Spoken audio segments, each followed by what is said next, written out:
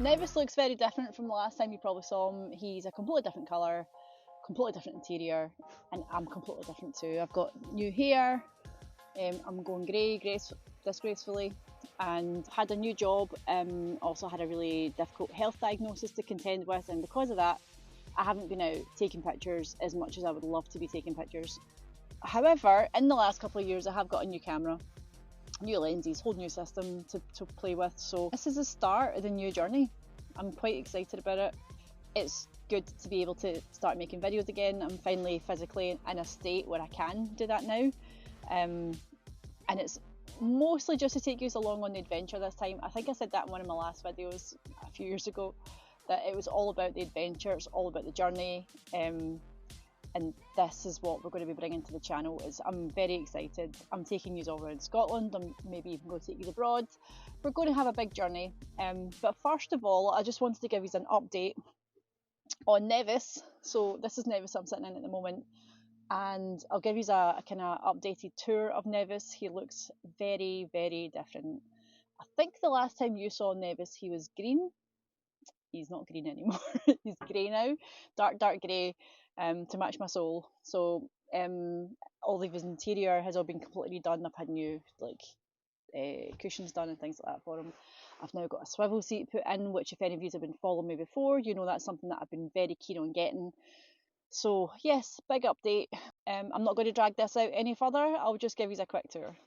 So as you can probably see, the front cabin has not changed. It is exactly the same seat covers, everything. Well, that's been covered, but same seat covers. I did get a new stereo put in, but I think I showed you that already. Yeah, so that hasn't changed. This is now what the back of the van looks like. I'll move the seat out of the way and show you it better in a minute. But that forms a different bench seat, and also the last part of the bed. And this is what it looks like from the rear. Got new cushions made, lovely wee bench in the back. It's all been carpeted up here. That's the back of the swivel seat there. And that's the mechanism for the swivel seat underneath the chair. You can see I've also added in electrics to the van, which I didn't really have before. And this is what we're playing with now. We have an inverter down there, we have the fuse box, we have a spare plug with spare sockets on it, and I also mounted a plug in there. Just remember at campsites we can access additional plugs, and another 12 volt which is hooked into this 12 volt, so it's just a feed taken from there and put down there so we can charge as we're driving and stuff as well. So ditched the kitchen and bought a induction hob and some water containers. So this is literally the all-in-one kitchen slash storage area, and that side of the box just gets used for sleeping bags and pillows and stuff as well. So I know you're all dying to see the outside of Nevis, so it's time to reveal his new colour. Okay, let's go.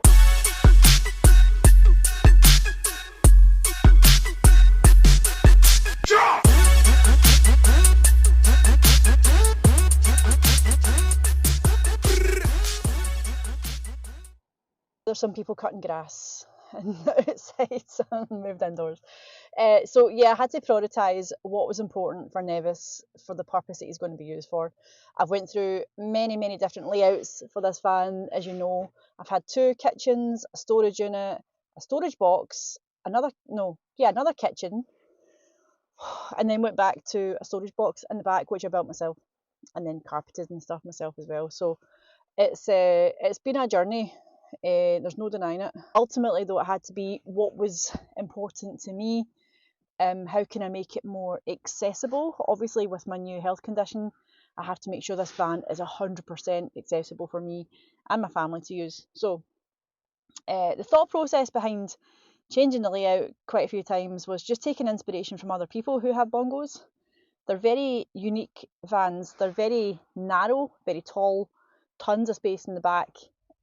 So it's about making it basically what suits you, what works for you. And in our case, we wanted to have a dining area. We wanted to have a full 6-foot bed that folded down. We wanted a swivel seat and a diesel heater. So all of those things have now been achieved. We've now got in the back, you probably can't see, but the swivel seat here basically turns 180 degrees and then faces into the van and then slides right up against the back of this chair, which means you have about 4 foot of space between the seat here and the bench seat at the back.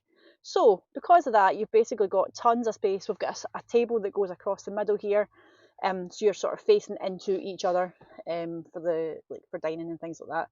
And then also when you want to put it into bed mode, you just flip the seat back round. You can do that in the van without having to get out, which is great when it's raining. And then you can have it in bed mode. You can have a 6-foot bed. Plus there's still space here down the bottom. Still space down there. That's always going to be there. That's our toilet there. So it basically means when it's in bed mode, you can still get up and use the bathroom. So it's completely self-contained, self-sufficient. Don't need to worry about having to find campsites and plugging into things like that as well. We've got a leisure battery obviously in the front.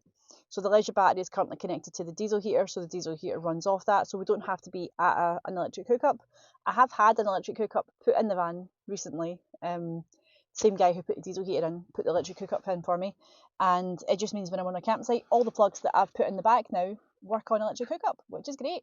It's a self-sufficient little TARDIS that it was always meant to be. The colour scheme up here is all based on this guy, little Grogu down the front. You can see that, but we have Star Wars bunting in it as well. Met with another bongo owner to give her bits and bobs from in here that I'm not using anymore. And she was laughing, saying, "What is it with bongo owners and their bunting?" Don't know. That's Nevis pretty much finished, which it's taken. I've had this van for 5 years now. We just celebrated his 5-year with us anniversary in September, so we've had him for 5 years now. He's been an absolute labour of love. Everything has been ripped out, including mechanically, everything's been ripped out. There's a previous video where I speak about all the work that's been done. But since the last video that I gave you a kind of breakdown of the costs and stuff associated with refurbishing and restoring this van back to his glory, a lot of stuff has been added to that for the last MOT. So I think I've spent another £700 in the last MOT to get him roadworthy. He's had new tyres, new alloys, everything. New security system. He's literally, he doesn't look like a 30-year-old van anymore. He looks like a modern camper van, which is brilliant. He's done and he's ready for adventures, and I'm dying to get out in him and just enjoy him. I'm never really done with maintenance stuff on these vans. They're 30 years old.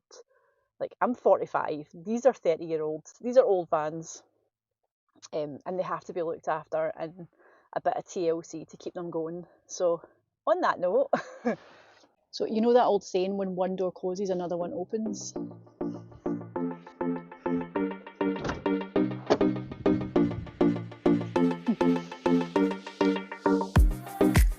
I would like to introduce you to the newest member of the fleet.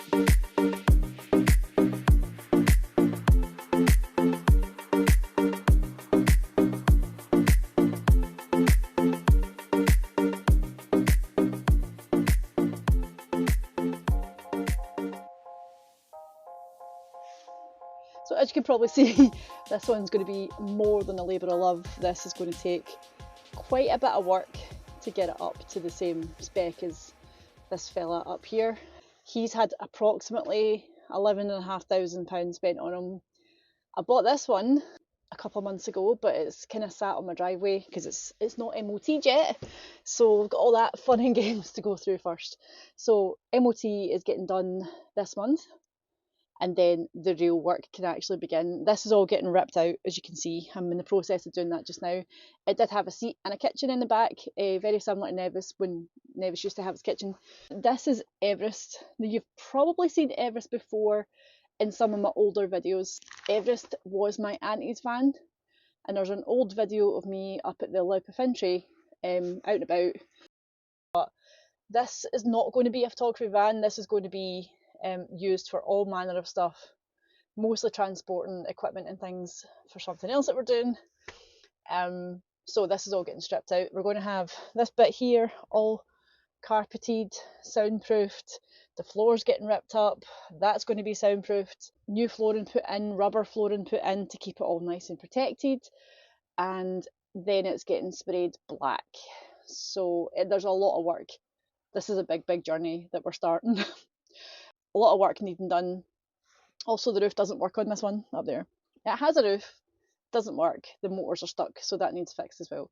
So yeah, this is I'm very excited to take this on. I bought it off my auntie and decided I didn't have enough bongos in my life, so I bought another one. It's a project for me to work on over the winter months. Hopefully by spring next year is my deadline to get this one presentable. And we'll see. After that, it might get used as a camper van, but it'll be for probably solo travels. This is not going to be a family van. This will be a solo travel van. So you never know, it might end up in photography adventures. More on that coming up very soon. I'm going to make a whole series of the project as it is at the moment. It's going to be quite exciting, so you'll get to basically come with me as I strip this back to the bare bones and start from scratch, because I feel like I've learned quite a bit from little Nevis over there. So let's get it through its MOT first, and yeah, let's start this journey.